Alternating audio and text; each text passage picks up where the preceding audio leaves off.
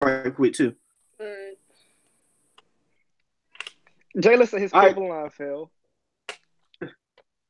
His cable line fell. Okay, but we're live. Hey everybody. Everybody want to speak? Hi. Hi. Hey.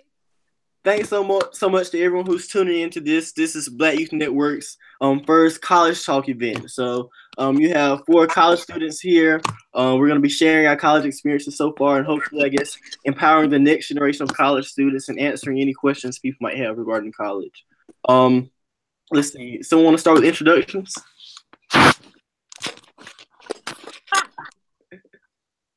Okay, well, my name is Kyla. I attend North Carolina A&T in Greensboro, North Carolina. I am a freshman political science student from Arnold, North Carolina. So 252. yeah. I'm Craig Terrell Roby. I'm a freshman at Florida State University where I major in pre-med exercise physiology. Ooh, God, let me find that back. Physiology. Ooh, I'm so nervous. Excuse me. I just changed my major. Exercise physiology. Be with you guys. I'm from Tallahassee, Florida. Hi, my name's Shania Bennett. I'm exiting my sophomore year at Community College of Philadelphia, and I'll be transferring to Penn State. My major is criminal justice and political science. Hey. Got it? All right. And I'm Chris Suggs. I'm a first year political science student at the University of North Carolina at Chapel Hill. Well, actually, I just picked up a second major, so I'm a political science and religion student at University of North Carolina at Chapel Hill. At UNC, I am involved with not too many organizations, but most significantly to me, I'm the secretary of the Black Student Movement at UNC. So I'm really passionate about issues affecting, people of color, Black people specifically, on my campus and in my community. So I'm glad to be involved with that. But let's get started with the discussion. Some of you may know if you're tuned in, we had a panelist and moderator, our executive director of Black Youth Network, Jalen Scott. He was supposed to be moderating the panel, but unfortunately, Jalen's internet went out. He said the cable lines in front of his house fell down earlier. So us panelists will be talking amongst ourselves, kind of like. But we definitely welcome any questions or comments you want to submit in the chat on the YouTube live. So if you have any questions, feel free to submit those questions in the streaming chat on YouTube. But the first question I have is, where did you go? I'm so sorry. The first question I have that Jalen shared with me is, if you can go back, would you choose the college that you chose over again? Who want to answer first? Okay, I'll go again first. I would 100%. When I first got here, I wasn't sure, but completing my freshman year, yeah, I would definitely choose A&T 100 times over if I could. So that's me. Awesome. I'll go. I would most definitely choose Florida State again. I was scared my first semester like college too, but as I met involved with more organizations such as North Star, I found myself and my funding here. I love Florida. Choose any other campus but Florida State's. As for me, I would choose community college. Like so many times again. Mainly because it's a supportive environment for learning, and everyone there is pretty focused. Like everyone's there for one job, and you have to really work really hard because you're competing to get into another university. I wasn't in that position since I did dual enrollment, so it really wasn't a competition for me. But as I transferred to Penn State, I guess I chose it for a reason. I hope I like it. All right. If I could go back and change my college decision, or choose another college, I think I would still choose UNC any day and every day. Coming in, or even before I even got old enough to know what college really was, I knew I wanted to go to UNC Chapel Hill. I believe I first visited this campus when I was like 6 years old. So I've just always been in love with UNC and the campus and the community and our sports teams. So once I got here, I knew some of that would change. Like, it would be a different experience being actually a student here. And some of the experience has changed, but still, every day this university gives me another reason to love it. The people here, the programs, our sports teams, even though we didn't do that good this year. There's just so much to do here, so many reasons to have pride in this school. So I do think I would choose UNC all over again. Oh, all right. Our next question. Do you feel that you have a voice in your university, or as students, do you feel that students in general at your university have a voice in what happens and what goes on? Yes. At my school, I feel like, well, I'm in student government, and that's mainly why I even started, because they encouraged me to run. And I was nervous because I ran and I was only 15 at the time. And my advisor, you know, for the old student government senators leading, so you would fit right in. And I thought I would lose experienced people who are already in student government, and I ended up getting elected by the student body. And recently, we had a few incidents that occurred, like racist incidents, and the students protested about it, and like we were able to get stuff done and talk to the president. Like the president just came and talked to us, and actually made it work. And also, all the advisors and presidents and school administration is like so accessible. Like you can just literally knock on their door and they're open. You don't really have to schedule an appointment or that, which makes it feel like you have the liberty to just say what you need to say. I definitely feel like, personally, I have a voice on my campus, and I feel like students on my campus also have a voice and utilize them. One thing that my school prides itself on is civic engagement, and our students are not shy about it at all. And that's actually one of the things that I love about A&T and about my experience so far. Students here have really taught me how to utilize my voice effectively and how to say things with purpose and get things done when I'm talking, not just talking to talk. And I love that. It's great. So yeah, we all about that. So. Yeah, absolutely. Okay. And we hear a lot in the news about how active students are at North Carolina A&T, and especially with all the political things and the issues that happen here in our state of North Carolina, A&T students are always at the forefront, and that's really amazing. And I feel the same way about UNC, that students have an active role in what happens here. There's so many ways to get involved through our Student Government Association, but not even just the Student Government Association. So many student organizations actively meet with our school administrators and let their concerns be heard. Excuse me. The UNC System Board of Trustees and governors, the students are directly involved in that. So there's so many ways to get involved and have your voice heard. Making sure that our administrators follow through and hold accountable. That's a separate issue right there. But students really, they try their best to hold our administrators accountable. And that's something to be commended for. So I definitely feel that way about UNC. My next question is, what would you say is the best tip? Oh, I'm so sorry, Terrell. My bad. You're fine. I thought you went. Fine. I waited till the last minute. I didn't. But at Florida State, I really do feel like students have a voice. Like the SGA here on campus is like, it's amazing. Like I always heard about student government associations, but I didn't think that I would find one that's here. Like their meetings are always great. I hear students who just enjoy being a part of the SGA, enjoy having a voice, having their voice being heard.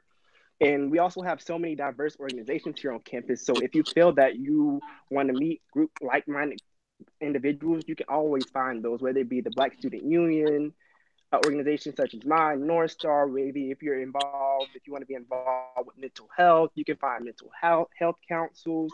It's just so many great things. And I know being here in Tallahassee, a lot of things that happen, such as the shooting that happened, a lot of things reflect back on us, and our students feel like we're responsible for having our voice heard. So when there was a march on our Capitol, a lot of students actually left school and they marched up to the Capitol with the students who came. So I found that amazing. I wasn't able to go, but just students wanting to have their voice heard and joining or being there at protest, it really makes me happy for the state. So yeah. Awesome, awesome. All right. And I think that really reflects, very good on our universities, but also on the four of us that we all chose universities where students are engaged and they have a voice and they make their voices heard. Because I know all of us are leaders in our communities. We're actively involved in so many organizations even before we got to college. So it reflects really positively. My next question would be, what do you feel is the best way to prepare for college? I know we have some students that are probably in high school still tuned in or preparing to go off to college this fall. So what do you feel is the best way for students to prepare for college? I would say dual enrollment. Mm-hmm. Dual enrollment is probably the best way. Like you can actually get a feel for what college is, college schedules, time management.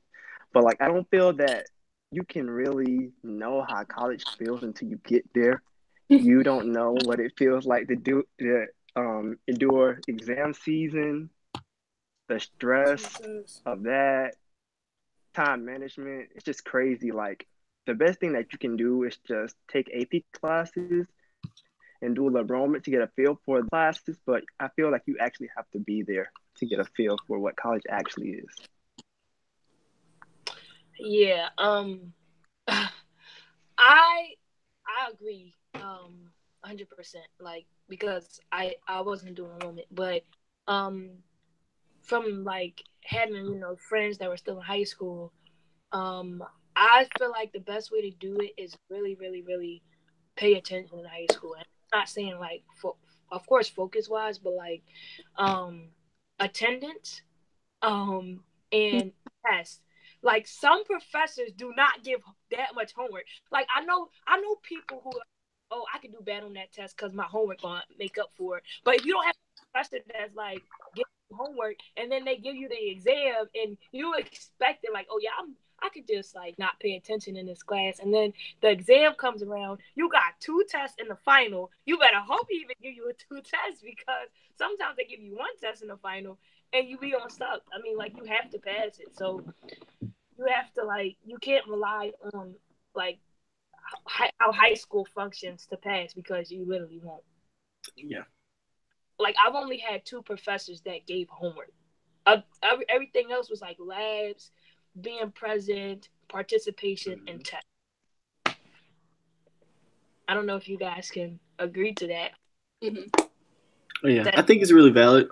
Like being active in class, and then those that one day you miss class be the day that something important happens. So, yeah, Yes. absolutely. But and even in high school, just those being actively involved in high school. I wasn't that involved in my high school, and I feel like coming into college that was kind of it was a culture shock or something. I don't know how to describe it, but I wasn't that involved in high school. So when I got to college and everybody's so involved with everything on campus, I was like, wow, where do I start? What do I do? So Right. I definitely think it's important to be involved in high school. Let's see something else, but my overall advice would be try to connect with current students as much as you can. So when I visited UNC as a junior in high school, I met so many students who were there then, and like we connected on social media, and they stayed in touch with me, asked me about any if I had any questions, or I was able to ask them questions about the university. Then once I became a senior and I was finally trying to make that final decision, they helped me out so much. Not just trying to convince me to come to UNC, but to make the best choice for me. So that was really good, connected with current students, and then once I got to Carolina, connected with upperclassmen, because they're some of the best resources ever. They know what classes you should take, what classes you shouldn't take. Who are people you should have in your corner. What type of support system you need to build, and they'll be a part of that support system for you. So that was really good for me. Connect with current students, when I was in high school, but then once I got here and as I was transitioning here, connect with upperclassmen who could help me out. And another note, even more importantly, at a PWI, being a Black student at PWI, connect with Black students there, kind of build that community of like-minded people, but also people who will push you and take care of you, because it can be stressful at times, being the only one in your class or in your clubs and stuff. So having that support system of that community is really important too. Advice I would give to people going into college, to go along with what Chris said about connecting with people already there, just preparing yourself to be out of your comfort zone. Yeah, because college is it's a really big step, and you may think that you have it all together, but you probably don't because you haven't experienced it before. So just preparing yourself to be uncomfortable. Definitely reach out to people, connect with people, students who are already there. But once you get there, keep connects with those people, connect with your professors, connect with your advisors. Just be friendly, make connections, because half of college, the degree is it, but it's also networking. And that's one thing that I've learned being here. I actually got my first paid internship through networking. It had nothing to do with my department or my professors or anything like that. It was just me connecting with people and then thinking of me when opportunities come up. So, yeah. All right, secure that bag, Kala. I like that. Congratulations. Thank you. So, speaking of internships and being involved in stuff, what is one tip you would say about when it comes to time management? How do you manage your time, being involved in student organizations, community organizations, then also being a student?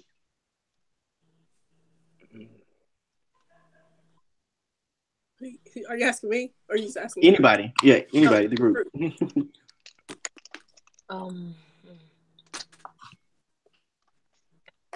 Okay, well, I'll say one thing that's worked me thus far is writing things down. When you see things in front of you, it's easier to decipher what needs to be done when. So yeah, I'm just gonna say, like, write things down and know the difference between what has to be done and what you want to do or want to get done. Just prioritize, write things down, set alarms on your phone if you're not one to write things down, things like that. But yeah, don't overload yourself as well. Do not spread yourself too thin, especially as a freshman. I did that first semester. It was a mess. Don't do that. But yeah. Everything she said. Yeah, because even I'm still bad with that. Like yesterday, I thought I missed this whole thing because I didn't write it down. And I was freaking out because it was 7:30. No, it was 7:45 actually. And I'm like, oh my gosh, I missed it. And I'm like, I really need to buy an agenda. I need to write everything down because I can't be doing that. Oh, yeah, I bought two agendas. I bought one my fall semester and I bought one my spring semester, and they are both empty. So I'm still working on time management, honestly. Like, I don't know. Like, I know I should write down things. I know that I should go by my agenda, but it's so hard. Like, I just don't have it in me to actually write it down. Because I don't know if you guys use Canvas, but that's what we use here at Florida State. Like, we have Canvas, and that's where all of our teachers input our grades and stuff. So only thing I have to go through is just look at that and see, I have to do that. I should get that done by this day. Now I'm going to admit there has been some time that I have forgotten about a couple of assignments or whatnot, but it's important for you to write things down, and that's something that I'm working on myself. So yeah. No, but even outside of your schoolwork, like we this too, but like, say if you're supposed to be at a meeting for an organization you just signed up for, like, or you have office hours or something like that, that's where I mess up with. Like, making the assignments is the easy part. It's like outside life, like, yeah. Oh yeah, I feel with everything that all of y'all have said. But I definitely feel like an agenda helped me out a lot. I bought an agenda. I think going into 2018, so the beginning of this semester, I bought an agenda, and I've tried to use it a lot this year. I can't say I've used it as much as I should have, but I've used it a lot, and it's helped out. And like you, Shania, I thought that this event was last night for some reason. I got my days mixed up and stuff. But my excuse for that is, though, the semester here at UNC was this past Friday, so this week was kind of like my break week. I wasn't looking at anything. I was just studying and resting before exams started up. So I did not look at my agenda. I did not look at my calendar. I just, for some reason, in my mind, it was last night. But luckily, it was tonight, and we're all able to be here together. But an agenda definitely helps. Having stuff written down, I think writing things down help you remember. And then also, trying to use the calendar app on our phones. We all have smartphones nowadays, so trying to use those to the best of our ability, that helps. Something I always say is being involved in things you're passionate about, because if you're passionate about something, you'll want to do it. You'll like doing it. You'll enjoy doing it. So you remember it more than likely. Yeah. So trying to be involved in things you really care about. Nothing. Go ahead. I just wanted to add something when you're done. Oh, you go ahead. You go ahead. Okay. Well, one thing that I learned, it's okay to say no. Mm-hmm. It is definitely okay to say no, because I thought that it wasn't. I thought I had to take everything that was coming at me. I didn't want to miss an opportunity, but it's okay. It's literally okay because you're a student first. I just wanted to add that because that's really important to me. Yeah. Yeah, I had to. I usually say yes to everything, and actually, morning I gave my first no, and it's been holding me all day. Like I had a really good day today, but I'm just like in the back of my mind, like, wait, should I still say try to work something out? But I literally I can't for the situation. But I really want to help this person so badly, but it's like I just can't. Oh. I agree with you, Shania. This semester, I was actually involved with the Black Student Union campaign, so I was actively trying to get my candidates elected. And I got really close with the vice presidential candidate, and there would be certain things that he would ask me, and I felt obligated to help him. I get what you mean by having to say yes to some things and then feeling bad when you say no to certain things. So that's something I'm still working on. Yeah, me too. Whether it's on campus or in my community, back home, just somebody I know, whether over the internet, people are always asking us to, be involved in something, do something, help them with something. And because, I have a giving heart, I believe. I enjoy helping people, doing whatever I can, but learning to say no. And then also not when it comes to just being involved in helping people, but sometimes I have to lock my room door. Y'all saw someone just walked in my room. One of my friends just came in thinking I was going to hang out with them. And, you have to remember to lock your room door sometimes. You can't let, your friends actually go out all the time. So that's part of my problem too. I would get easily distracted. So saying no sometimes to going out or, helping with a service project or going to this meeting. Sometimes you have to, focus on yourself, focus on your work, focus on whatever the task you have is at hand. So saying no is definitely important. I agree. What I'm learning now is saying no doesn't make you a bad person. Self-love and self-care is very important as a college student. As a college student, you're trying to find who you are, and sometimes you do that by trying to please other people. And I'm learning now that I can't do that. Sometimes I just have to step back and say, no, I can't do this. No, I'm not going to be able to make it to this event, but I wish you well. And that's it. Yeah, absolutely. Speaking of self-care and self-love and, taking care of ourselves while we're on this topic, college and y'all have any tips on ways that y'all take care of yourselves, when it comes to the stress of college, the stress of being involved and things like that? For me, I sleep. And it's weird. It's like I automatically just feel tired before something major is due, but it always gets done. Like I just feel tired, and then I just like, go to sleep, and when I wake up, I'm better. Or I try to plan it out where I can do something fun within the day. If I know I'm have a busy week coming, or after a busy week, I try to do something relaxing. If that makes sense. I eat when I'm stressed.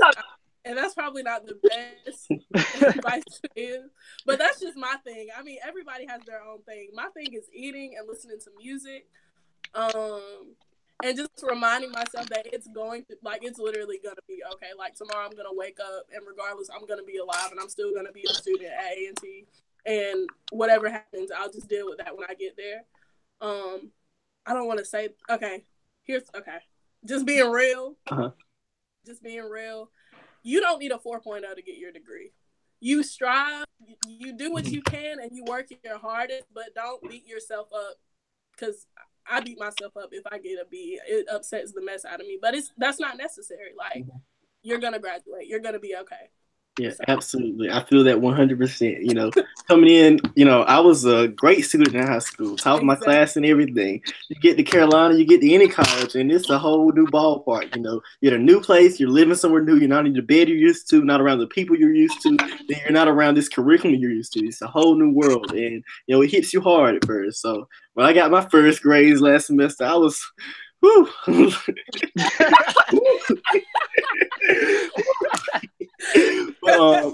I picked up a lot this semester. I'm really proud of myself, but having learned that I can't beat myself up about it. I can't get mad at myself or anything like that.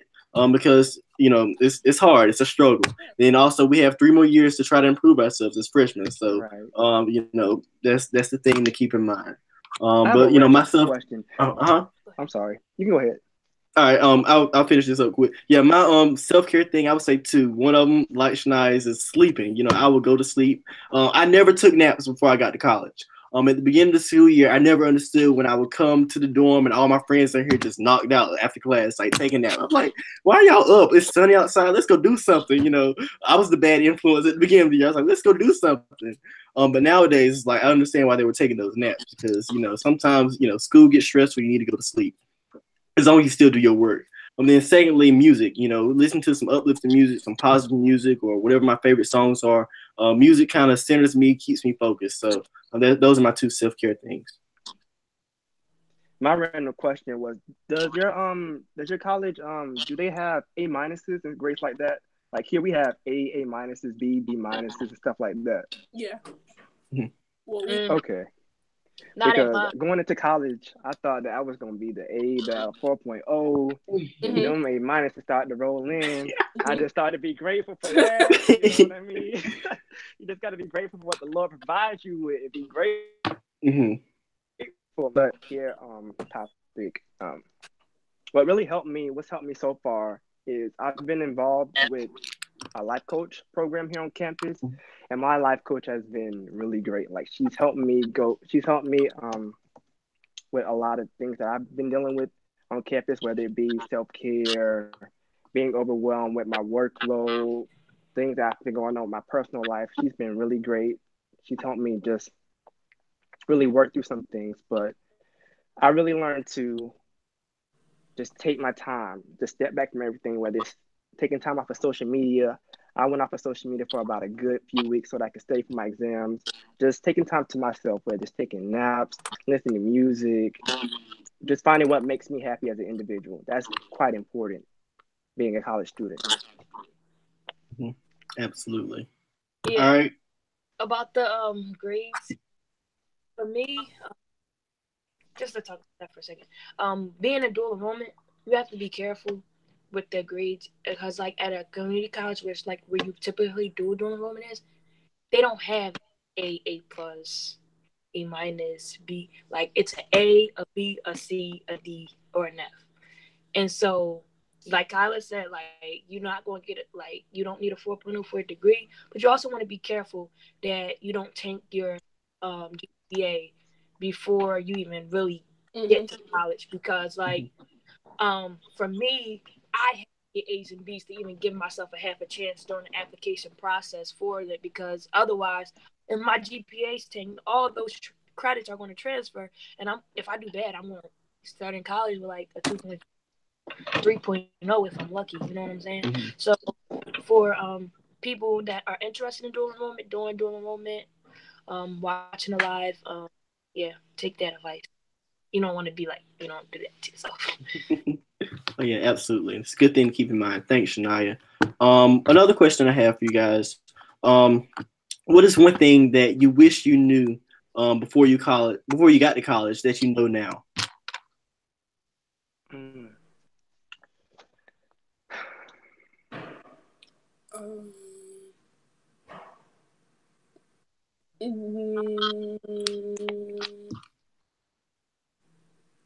That's a good question. I wish I knew that I was not cut out for 8 a.m.s because I had last semester, and it wasn't for me at all. I wish I would have been able to figure that out. Also, I said, I learned now to like it's okay to say no. I wish I would have learned that earlier on because I would have saved myself a lot of grief last semester. Yeah. So that's me. For me, is that professors aren't going to baby you. They aren't going to ask you, where's your homework? Well, I noticed you didn't turn that paper in. Anything. If it's in, it's in. If it's not, it's not. They going to tell you when it's due, but otherwise, they're not going to be down your back hounding you about it. And I wish I would have known that. It only happened to me one time, but I was still, like, hoping for that reassurance. She was going to be like pushing me to do something. It didn't. So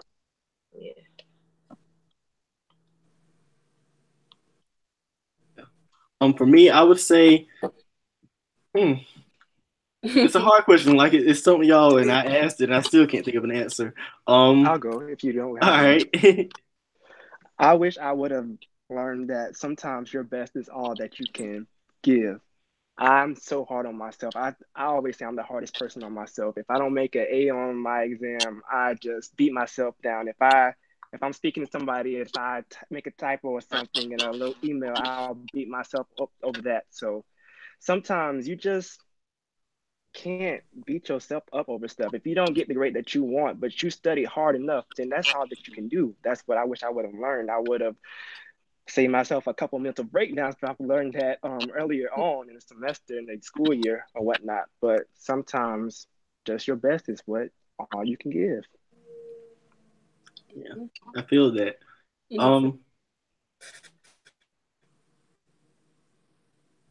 Yeah. So for me, I would say I kind of relate to what Kyle said earlier. Fortunately, I did not take any 8 a.m. So I thought I was going to be able to. I was like, okay, I'm going to do it because I had to wake up, 7:15, 7:30, go to high school. I was like, okay, I can do it 8 a.m. But even my 10 o'clocks wore me out. So yeah, 8 a.m.s were not my thing. I do have some early classes this semester. First semester I didn't have any, but this semester I do. And it takes a lot of time management. Even the night before, making sure you're not too tired and so wearing yourself out so you can wake up early. So I wish I would have just planned my schedule a little bit better, but as you grow older comes responsibilities, and waking up early is one of those responsibilities. I wish I would have been prepared just to know how big this university campus is. There's so many people. There's such a large campus. UNC takes up half of this huge town of Chapel Hill. So knowing how large the campus is, timing yourself, getting to and from class and stuff. I wasn't prepared for all of that. At orientation, they showed us the nice part of campus where the library was, the dining hall, and stuff like that. I had no idea that my dorm was going to be so far away from all of that. So making sure that you're just prepared for the campus and the community itself. There's so much I've learned about Chapel Hill being here as a student now. Some things I wish I knew beforehand. So knowing that school, campus, and community is another important thing.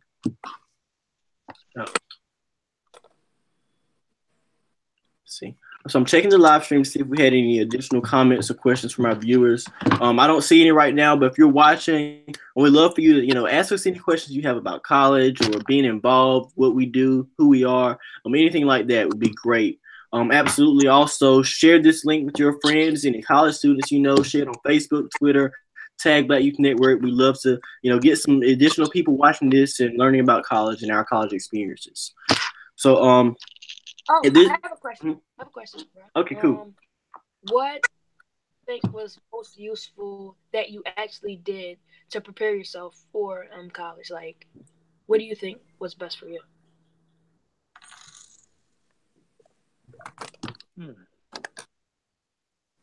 Yeah. Or what do you think that was like useful? Like you didn't really think it was that useful, but you actually used it. Or if you didn't, I would say dual enrollment. Like you, I was in dual enrollment. My entire high school experience was dual enrollment.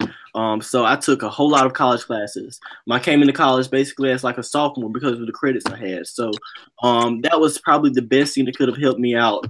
Getting all those like general education classes out of the way already and stuff. And that's allowed me now, this year to take classes I want to take and explore. I had no idea that I'd be majoring in religion, but now I've picked up religion as my second major. Just because I had that option, that availability to take some extra classes that I wanted to take this year. So dual enrollment helped me out a lot. It was the best thing that prepared me for college. Just coming in with all those credits, easing my load. So I don't have to take a whole, 18 or 15 credit hour semester unless I want to. So, that's really important, I think, when you're going into college. Doing things like dual enrollment to help you really ease your burden coming in and, when it comes to your course load. I will retweet exactly what you said because I took dual enrollment classes as well. But I have a question for you guys. I know there's a lot of school districts that don't offer dual enrollment. So what do you think would be beneficial for those students who don't have dual enrollment in their districts? Like what do you mean by have it? Yeah. Like they don't have access to sending their students to maybe a community college. Oh. So, I would say the thing with that is So even in North Carolina, so my county has a partnership with the community. My county school system has a partnership with my county community college, and that's how I was able to take dual enrollment, and the school system paid for it for high school students interested in taking college classes. And I know that's the case in some counties across North Carolina, but not all counties. However, pretty much every county, well, not every county, but there's a good number of counties in North Carolina that have community colleges or are partnered with the North Carolina community college system. So even if your school system doesn't have an actual dual enrollment program itself, you can still just enroll as a student at the community college while you're in high school and take the classes. You may have to pay out of pocket or apply for financial aid through the community college rather than your school system, but there's still ways you can take those classes, whether it's online or in person at the community college, and still receive credit to transfer and stuff. So even if you don't have the actual dual enrollment program at your school or school system, you can still just find a community college or even some four-year universities and stuff that will let you take classes through them that are transfer. Yeah, and I would say take the AP class and take advantage of those and treat those like how you would treat a dual enrollment course, because those are helpful. And in addition to that, when it comes to standardized testing, prepare, and stress. If I could go back, I honestly would have made my mom like pay money for me to go to like a Kaplan type of center, at least like once a week, maybe like 2 times out the month, to just be brushed up on things that I wouldn't be doing on that test, because some of that new and some of that stuff I probably never seen before, and that's just being honest. And I'm smart, so just really take advantage of that and prepare for your testing. That's going to be the determines to get you into college. Mm-hmm. That's good. I don't really have much to say on this little, because I didn't take dual enrollment. I wish I would have. So if you are watching and you have the opportunity still to take it, maybe you're not a senior in high school, I would advise you to take it, because I wish I would have taken it. I see how it benefits the people around me, these guys on the panel, as well as friends and whatnot who I go to school with now. Dual enrollment it's a gift, and I wish I would have taken advantage of it. So all right, we have 2 questions from some of the viewers who've tuned in. The first question is, how many credits are y'all taking, and how many credits do you think is too much? I think I'm taking 13 right now. I'm required to take 12 for my my financial aid. So I think anything over 12 for me would be excess. I can barely handle what I have right now. So anything over 12 is my answer. I'm taking 18 currently. Whew. And yeah, God bless you. It's something. It's doable. It's definitely it's doable, but it ain't no joke. So I'm taking it because I want to. So I think 13, 14, around that area. 12 is required here too. So Wow. 13, 14, that's good. I'm taking 18 because I want to double major. And because Chris, he had dual enrollment, so he has the ability to do that now. I'm trying to cram all my classes in so I can do it later. Mm-hmm. So, yeah. Wow, Kyla, you are superwoman. I had no idea you were taking 18 credit hours. 18 credit hours, yes. So, yeah. You're a testament to a good student, because you're taking 18 credit hours. I know you're excelling in them. You're still being involved around campus. So, yeah, you're superwoman. That's crazy. But, yeah, I'm taking 15. Yeah, I'm taking 13 right now. Actually, I'm taking 12. 12 is required for UNC as well. So I'm taking 12 credits right now. Last year I took 15 credit hours, and 15 for some reason seemed more manageable than the 12 I'm in right now. But I feel like sometimes it's not the credit, it's the course. Like if you're taking all these crazy courses at one time, like I could see if you have like art class and a piano, and then you have like a bio class. Some people want to take sociology, math, writing. Yeah. And then it's like 15 credits, and it's all like major stuff. Yeah, so my 15 credit classes last semester were pretty. It was a pretty manageable schedule I had last semester. This year though, I'm in 12, and there's some more challenging classes. So yeah, it can be some work, but I still think I would never take more than 15. Because with my dual enrollment, I don't have to take that many, but 15 just seems like a really manageable number. It's not too much of a light load, but it's not too much of a heavy load either. It's right there in the middle. So I would stick around 15. But it also depends on the students. It depends on the classes as well. If you're taking some challenging classes, you might want to stick it at 12 and no more than 12. But if you're taking some pretty easy classes, like the classes I had last semester were pretty easy and manageable, the 15 was pretty good for me. So it definitely depends on those classes. So look at those course syllabi before you actually register, or once you register, while it's still before it's too late for the drop period and stuff. Look at those syllabi. Look at all the assignments. Look at your course professor on ratemyprofessor.com. Yes. See what those ratings and reviews are. See how challenging the class is. Take all those things into consideration when you register for classes. Oh my gosh, I was just thinking that Rate My Professor thing in my head. Because the one time I didn't use it was the one time I got the worst professor ever. Wow. Me and her never had any personal issues, but everything that the review said were true. And I'm just like, look at this. It was just. Have you got? Do you have any bad professor experiences? Last semester, I didn't have a necessarily bad professor. She was just the most eclectic and all over the place and unorganized lady ever. So I was like, what in the world did I get myself into?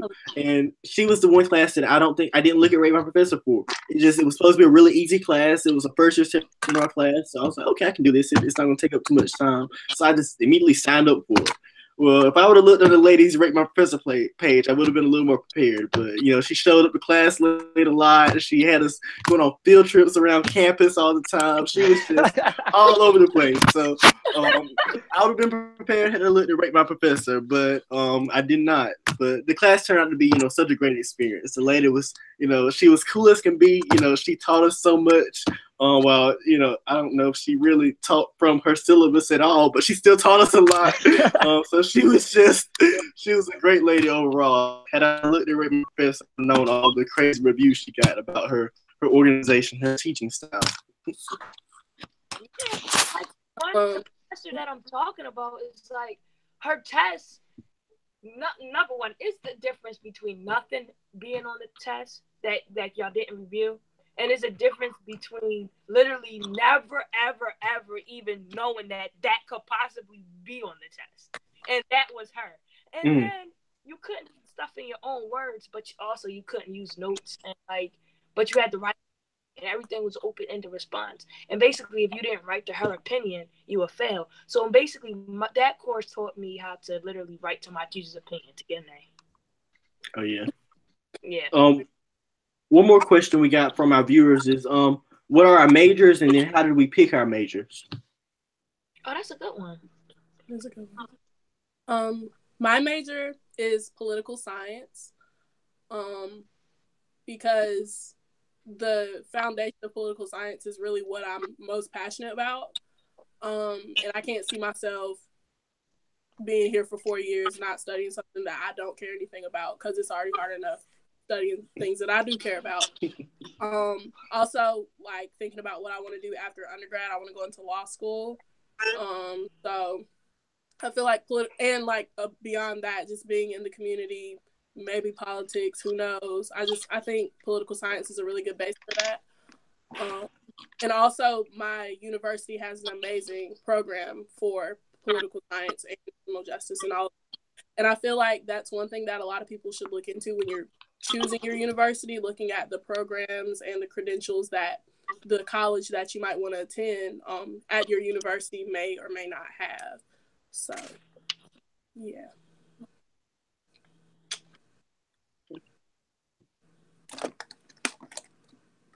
Chris? Okay, I'm I'll go sorry, I'm next. sort of kind of breaking up right now. But I'll go. My major is exercise physiology, and I currently just changed it to that major like maybe a week ago. I've been trying to do it. I've been saying that I was going to do it for this entire school year, and I finally did it. My old major was biological sciences, and I was on the pre-med track, and I still am on the pre-med track. And I switched because with biology, and I would have to take a lot of biology courses that wouldn't be on the MCAT, so it would be pointless. But for exercise physiology, I'll be taking all the same courses. I'll actually be taking more courses that steered towards my major and what I want to do in my career. I want to go to med school. Where I want to go to med school, I don't know quite yet. But yeah, that's why I chose my major. I've always known that I wanted to be a doctor. And I'm a neurologist right now, but that's able to change. But yeah, that's why I chose my major. Yep. I chose my major political science because, like Kyla, I'm really passionate about political science. I knew, all my life I want to be involved in government. I enjoy being involved in my community and making my voice heard and empowering other people to use their voices. So, political science just seemed like the natural thing for me to do. Also through my community college when I was in high school, I took maybe 2 political science courses. So that was some credits towards my major right there that I was transferring in with. So that made it easy too for me. Um, so yeah, political science just seemed like the right thing for me to do. I'm possibly considering law school, and you don't have to have a political science degree to get into law school or anything. But I felt like that would help me with that. Just knowing politics and stuff like that. Yeah, and UNC has a great political science program as well. Kind of backtracking a little bit though, when I was kind of narrowing down my college decision, I was in between UNC Chapel Hill and Howard University, and both of them for mainly political science reasons. I want to be involved in government, and UNC has a great poli sci program, and the school government here is great. Then Howard is right in DC, so that would help out with so much. So that's kind of how I chose my major. Another reason why, by looking at the schools and what they offered. So that in religion, I ended up picking up religion because I took a religion course last semester and it was great. Like I love my professor, and the assignments and everything. So I was like, I can do this. And as I was registering for classes for the next semester, fall 2018, there were just a lot of religion courses that really interested me. So I was like, I think I want to take this serious and really become a religion major. So that's my second major now. That's awesome. That's really cool. My major is criminal justice, and I'm going to Penn State.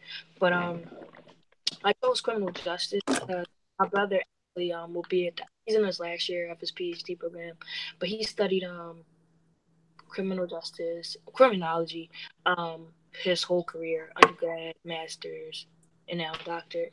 But yeah, he always interesting books laying around the house, and I started reading his book. It was called Code of the Street, and it's basically written on Philadelphia and like the crime here, and then just love.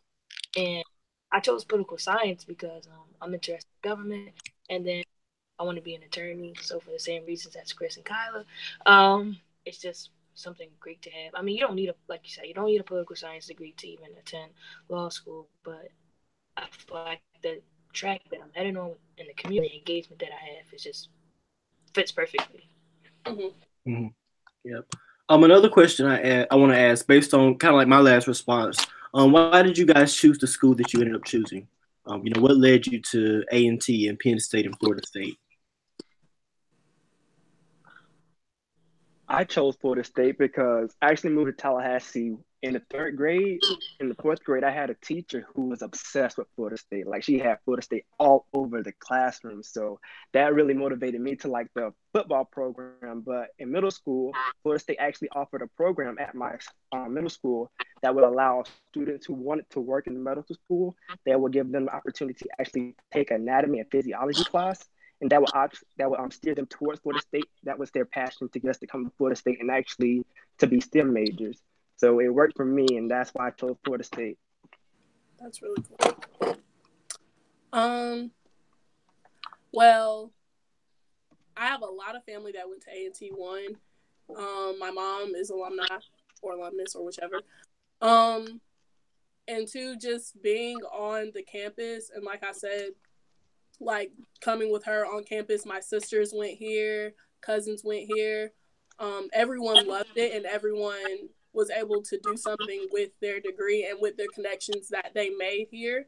There was A&T has a really strong networking system, and they have a really strong alumni.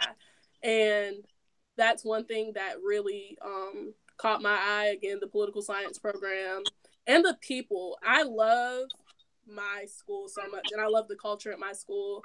To me, my experience, it's been like one big family, and I felt that even before I was a student, and that's one thing that really drew me here. On social media and when I visited the campus, it's just like one big family, and I feel like it's important for you to be comfortable where you're going to go to school, because if you don't enjoy it, you might not perform as well. So yeah, the atmosphere, the culture, my family, and my major is what influenced me to attend North Carolina A&T.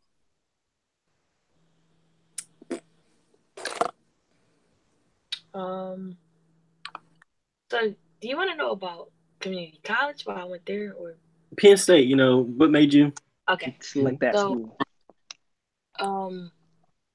Well, in Pennsylvania, Penn State's a big deal. I mean, it's like UPenn, Penn State, Temple. Temple is like right in the heart of North Philadelphia, so I didn't want to go there. And I applied too late to UPenn. I didn't know that I couldn't apply to transfer, and then I just left Penn State. The sports really attracted me. My brother used to play my other brother, when he went to Penn State, he played basketball, so I could always go up there, and I just loved it. And I was like 8 years old, and I just was like in my head that I was always going to go to this because I liked the sports. Well, I guess that was the wrong reason, because I played basketball, but I just liked it. I just always loved it. Yeah. Yeah, and there's nothing wrong with that. That's amazing.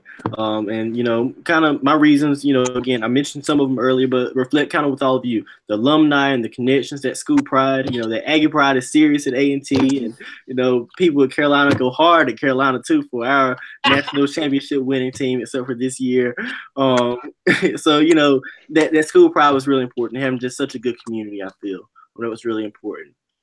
We did get another question. One of our viewers asked, what would be the hardest part about graduating from college?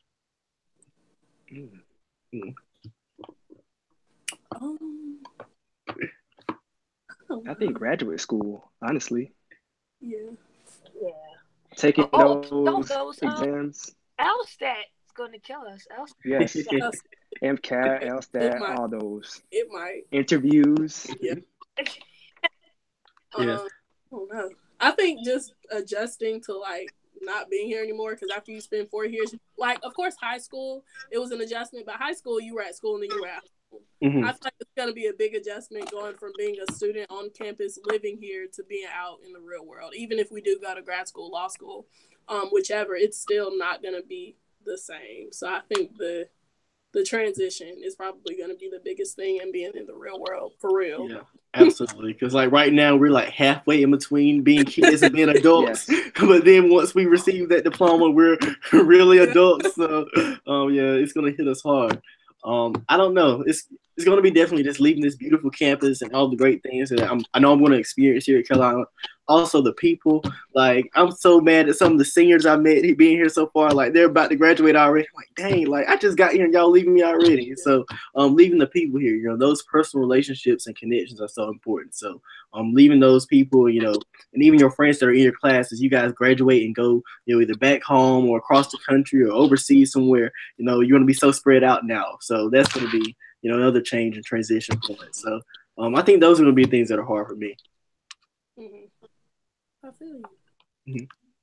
Yep. I want to put another plug in though. Anyone viewing, we have about 2 minutes left. So, actually, so that's not really much time for any more questions. But I definitely want to thank everyone for tuning in right now. Before we conclude, though, I want to ask each of the panelists just to share a little bit about you and any advice you can give to a student who's, you know, either about to graduate high school, going into college, as well as advice you give to a high school student who maybe has another year or two before they get to college.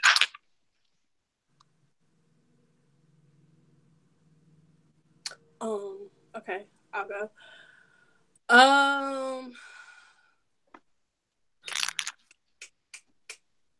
if you have a little bit of time before you get to college, just focus on your grades. Focus on your grades. Focus on retaining as much information as you can, because that ACT and that SAT, they're coming for you. So try to do as much as you can. I would recommend preparing for those tests as well. But also, if you don't do so great on those tests, your test scores they don't define you as a student, as an applicant. What you do in the community, your GPA, extracurriculars, things like that are, what's going to make you stand out. What else? Picking a school that's for you. Finding the school for you. For me, it was an HBCU. So, that was my thing. But just finding a school that fits you and fits your needs and the needs of your major and all that good stuff. And just have fun, for real, because, don't get caught. Okay, take school seriously. I'm not going to say don't take it seriously, but don't take it too seriously to a point where you're unhappy and you're depressed and you're stressed out all the time. Because, like I said, half of it is the degree. The other half is the networking. And networking isn't just programs and dinners. Networking can be at a party. You can be partying with the next president and you don't know it. So, just have fun. Hashtag partying with Chris. Boom. Boom. So, yeah, that's me. My mom, she asked me a very important question last semester heading into this semester. She asked me, looking back, do you want to be able to say that you made good grades, or do you want to be able to say that you actually made an impact on campus?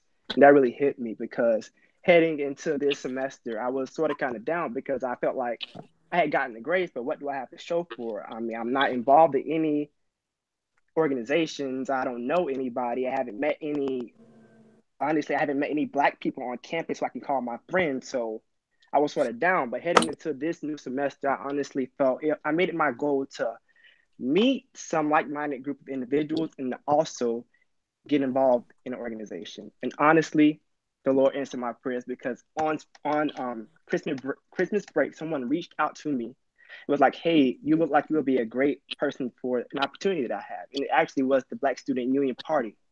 And through this, I met so many great individuals. Like, I call these people my family. I'm actually taking on this organization as the vice president. So I'm really glad about that opportunity. Yes. But congratulations. Honestly, thank you so much. But the advice that I would give would be, your failures do not define who you are. They honestly make you into a better person. I'm not going to try to preach, but like I've said, I'm trying to learn myself that I can't be as hard on myself as I am. Because honestly, that's just going to put me in a box, and that's going to make me feel like I'm limited, I'm defined, and I'm confined to my failures. Mm-hmm. So just be your best person. At the end of the day, if you're doing your best and you're a nice person, you're humble, and you're learning from your failures, then that's all you can do as a human being. That's the most important thing that you can be as a college student. Be yourself. Stay true to what you believe in at all times. That's it. That was good. That was beautiful. Good job. Thank you. Shania, you want to go? No, I don't have nothing to say. All right. Let's see. I'll say, as as a high school student, maybe not like a senior now, but someone just in high school early. Again, dual enrollment is so important.